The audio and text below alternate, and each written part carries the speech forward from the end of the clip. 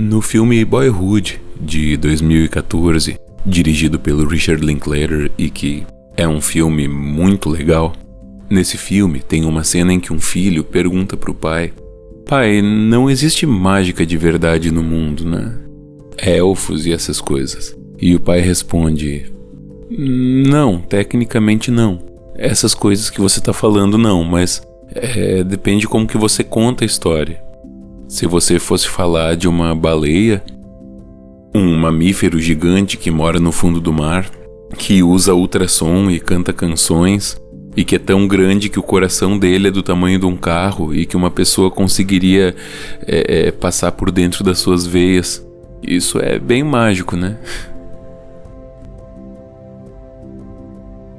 Quando as pessoas falam de outra dimensão, falam como se fosse um outro plano de existência separado do lugar em que a gente vive.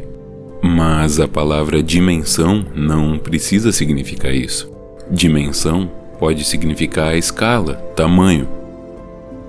Assim como na cena de Boyhood, nenhum cientista descobriu outra dimensão no sentido mágico, metafísico da coisa, mas já descobriram-se em vida em literalmente outra dimensão, outro tamanho, e isso não é nada menos impressionante para mim.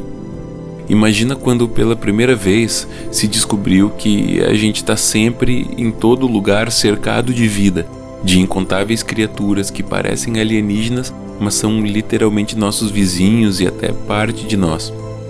Imagina as primeiras pessoas que descobriram essa vida microscópica tentando explicar para os outros sem parecer loucos. E essa vida está acontecendo ao nosso redor. Esses organismos estão vivendo, morrendo e se reproduzindo.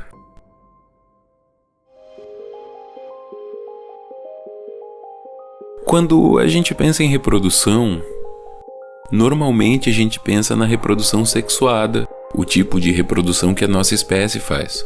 Um óvulo da mãe, um espermatozoide do pai e um ser novo que surge. Mas essa forma de reprodução demorou muito para chegar. Houve durante muito tempo a troca de genes sem a reprodução. E talvez o que é mais impressionante, milhões e milhões de anos em que toda a reprodução era assexuada. A gente costuma pensar na reprodução como pais e filhos, mas vamos pensar na divisão da vida unicelular. Uma criatura que literalmente se divide em duas. Qual dessas duas é original? Qual que é a cópia? Qual que é a mãe? Quem são os filhos? Bom, tem duas formas de se interpretar isso. Uma das criaturas é a mãe, e ela deixa de existir quando ela se divide em duas, e essas duas são as filhas.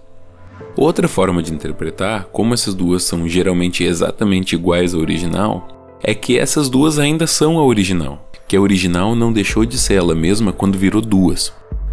Mas espera, se as duas células ainda são a original, se elas não deixaram de ser elas mesmas, e se esse tipo de reprodução existe desde o início da vida, e se toda a vida unicelular vem da reprodução assexuada, isso significa que toda a vida unicelular que vem da reprodução assexuada, todos esses organismos são cópias do mesmo ser?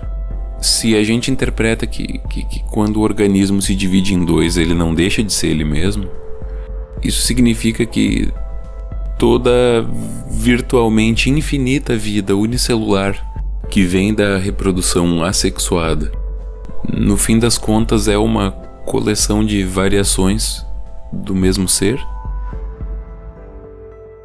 No fim das contas, você não precisa acreditar em magia para acreditar em coisas incríveis.